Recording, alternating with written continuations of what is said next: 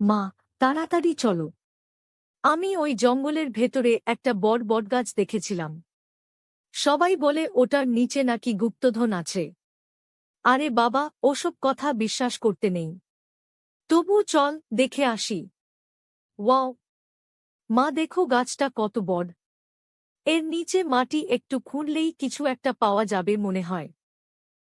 হঠাৎ মাটি খুঁড়তেই একটা পুরনো লাল রঙের বাক্স বের হল। মা, মা, দেখো, আমরা একটা গুপ্তধন পেয়ে গেছি। ঠিক তখনই গাছের ওপর থেকে ভয়ঙ্কর গলা শোনা গেল। কে আমার ধন স্পর্শ করেছে? চারদিকে কুয়াশা ছেয়ে গেল। একটা কালো ছায়া নেমে এলো। আমি এই বটগাছের রক্ষক। আমার ধন নিতে এলে তার শাস্তি হবে। মা কাঁপতে কাঁপতে বলল, আমরা জানতাম না এটা আপনার। আমাদের ভুল হয়েছে। ছায়াটা রেগে গিয়ে বলল, এখন আর ক্ষমা নেই। হঠাৎ বিদ্যুৎ চমকাল। মা অজ্ঞান হয়ে মাটিতে পড়ে গেল। মা, মা, ওঠো। তোমার কি হয়েছে? আমাকে ছেড়ে যেও না। ছেলেটা কান্না করতে লাগল।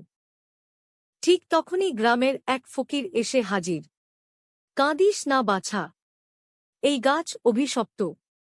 লোভের জন্য শাস্তি দেয়। ফকির চাচা, আমি কি করব? আমার মাকে বাঁচান।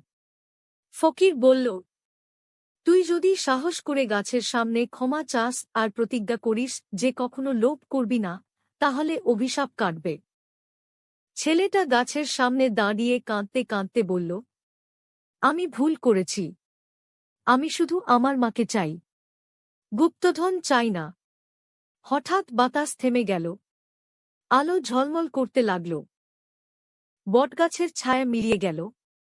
শুধু একটা কথা ভেসে এলো, লোভ মানুষকে ধ্বংস করে, কিন্তু অনুতাপ তাকে বাঁচায়।